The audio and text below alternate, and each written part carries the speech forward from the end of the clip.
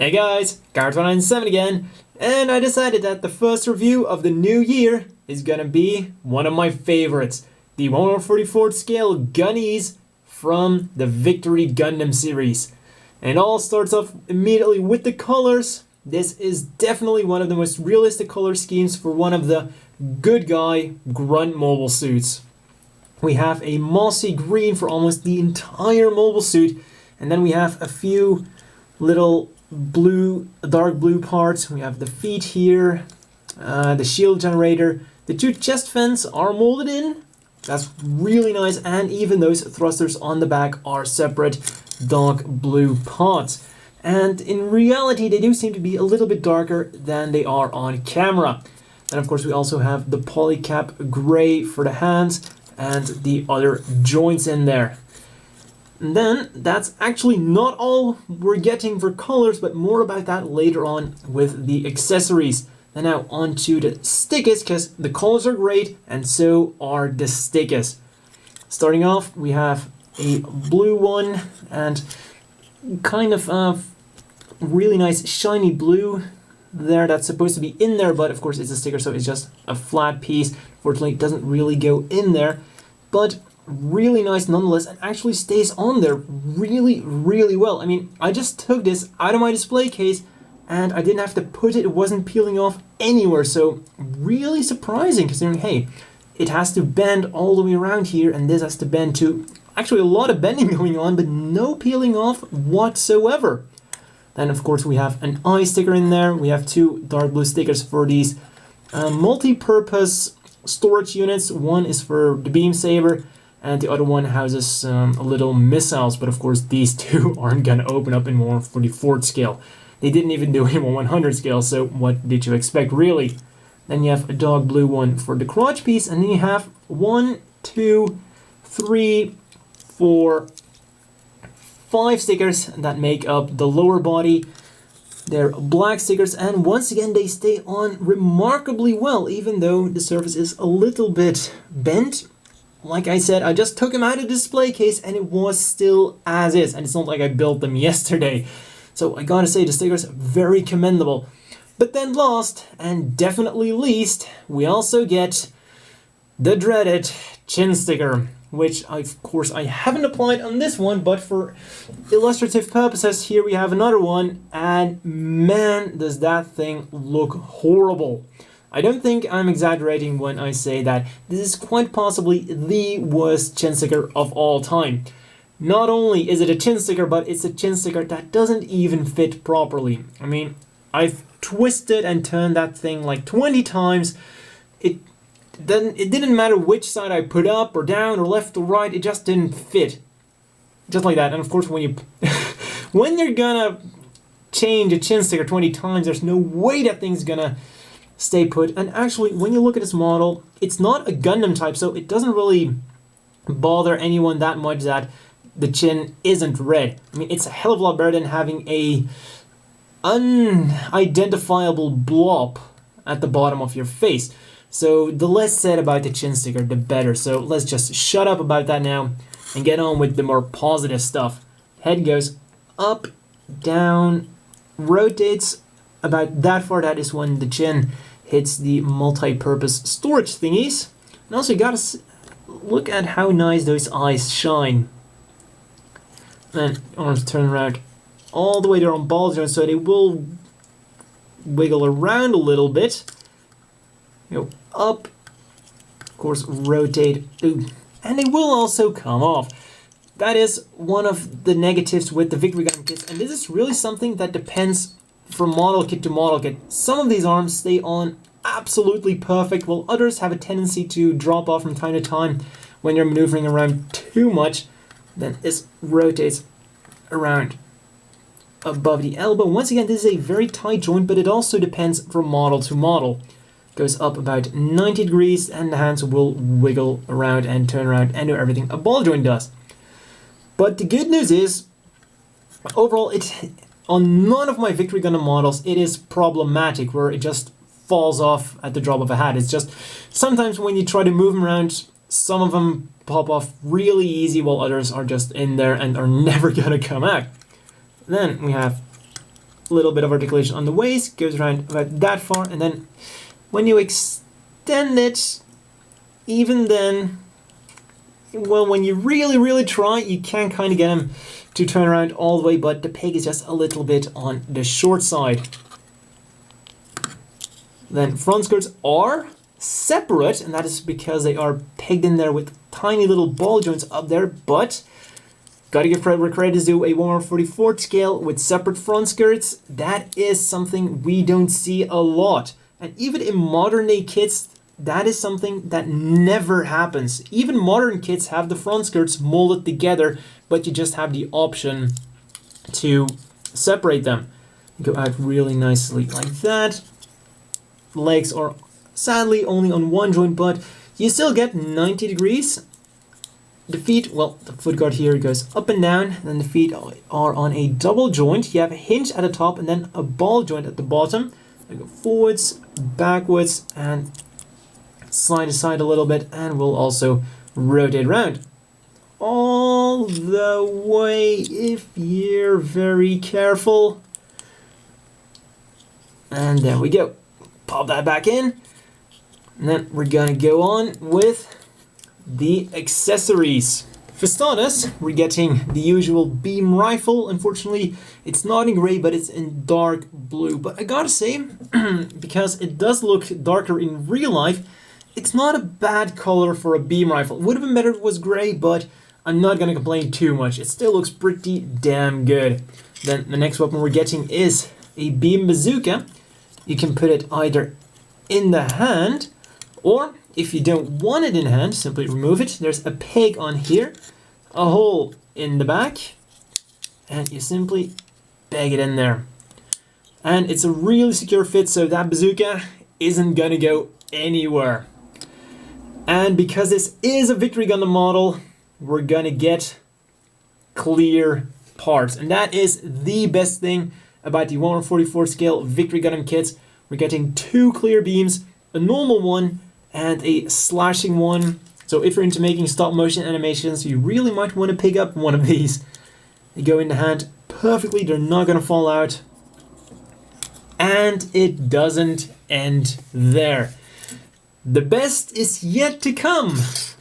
We're getting a stand.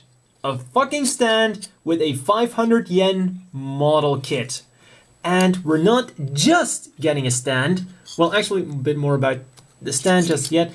We have a little connector here, a hole in the butt, and of course he goes in there without any problem at all. There we go. And pose him around a little bit.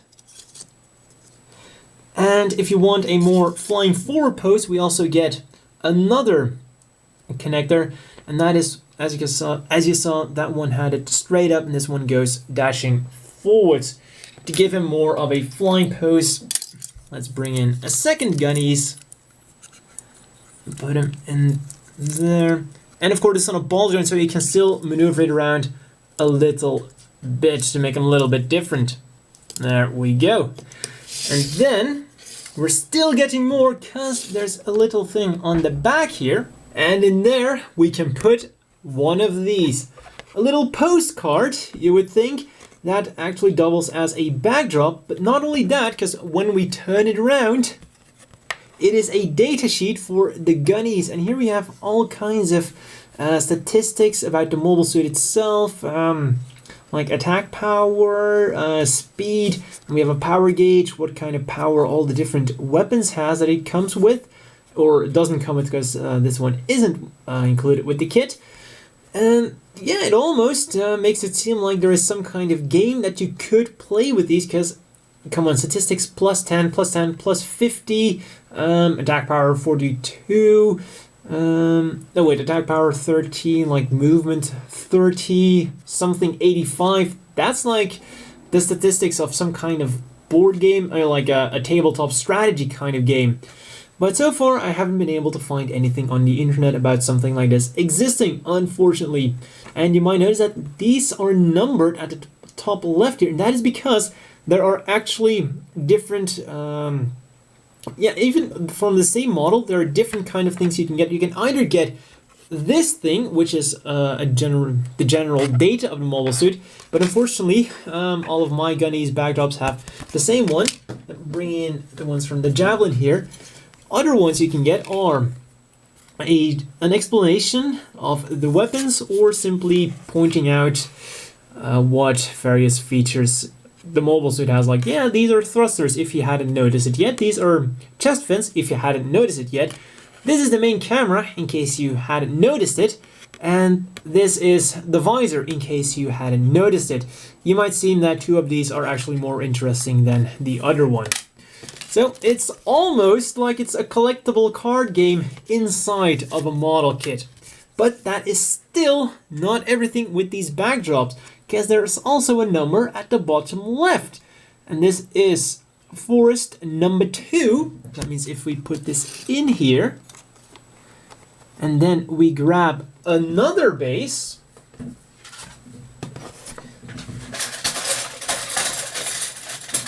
for example, this one is from the Javelin, and we put it in there because these are actually made to link up to each other. And then we grab forest number 3.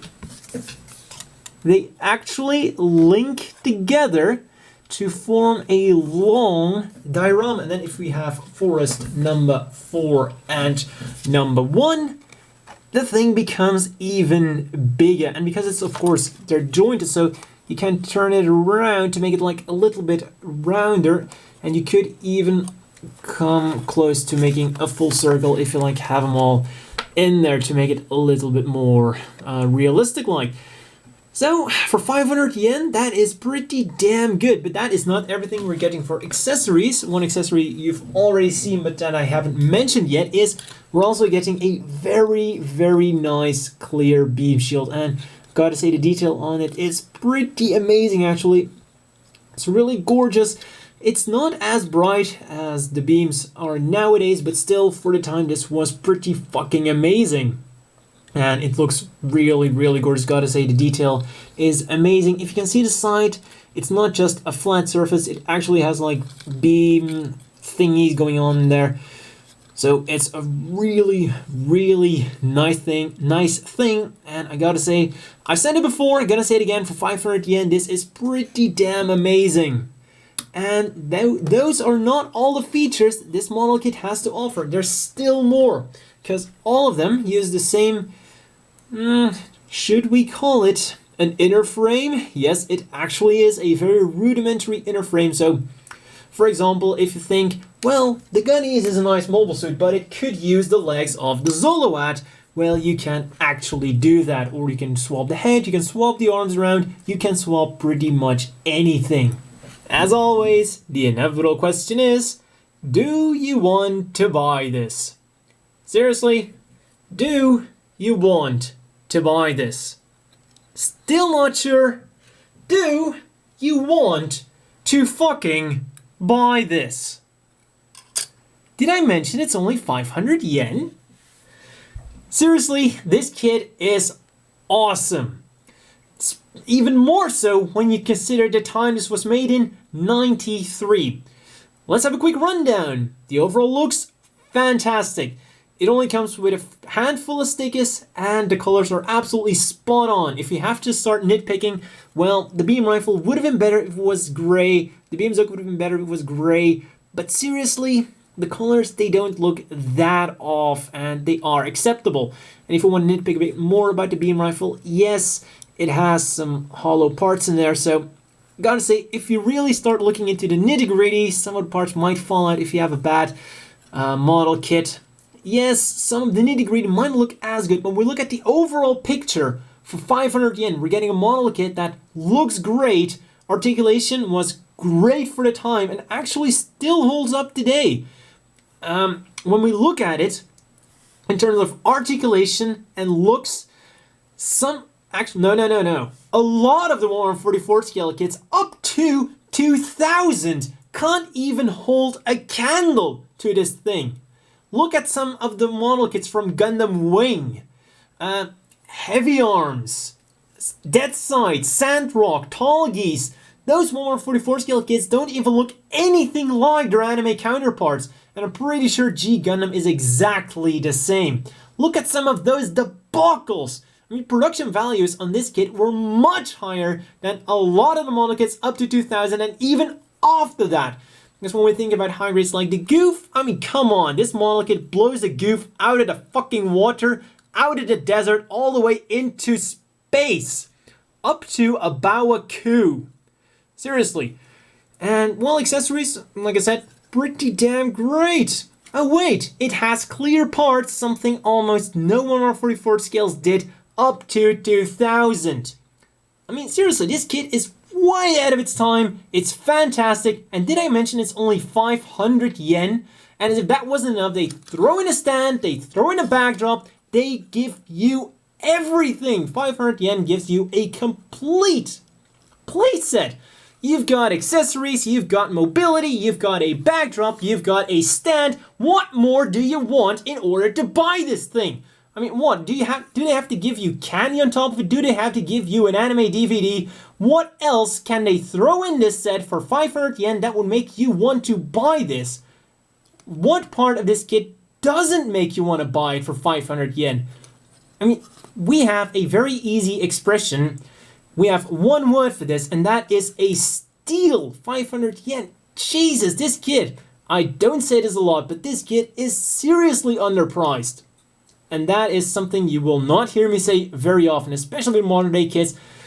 And wait, maybe this is why I feel that some of the modern day kits are overpriced. I mean, if 500 yen can buy you all of this, and you might have seen that some of the kits here have marking seals, but those are from the Victory Gundam weapon set. So if you want to buy that, whoa, this gets even better, because once you get more accessories for this guy, the fun only gets bigger. I mean, then you get gray weapons, you get extra stickers for all the different pilots it has. These ones are, let's see, I had a Peggy one and a Lee one. Kate Bush and Peggy Lee. So, seriously, this is a kit that keeps on giving, and yeah, I think you should pick it up. Probably, perhaps. If you like Victory Gundam, what the fuck is stopping you from getting this kit right now? Buy it. Now. Or you will die a horrible death. Just like a lot of their pilots. So, that's all for this review. Nope, not all for this review. Still gotta do size comparisons. Almost forgot about them because of how fucking awesome this model kit is. So, bringing in the modern Victory Gundam, the high-rate interval century version, and yes, the modern Victory Gundam is too big, unfortunately, because Victory Gundam kits are supposed to be a little bit on the small side, and that makes this even better. This is more accurate than the high grade. I think that says a lot. So, as you can see, Victory Gundams are, well, the Victory Gundam mobile suits are substantially smaller than most of the standard mobile suits. And that calls for only one size comparison, humongous Zaku 3. And that's really all for this review. See you guys next time, and buy it!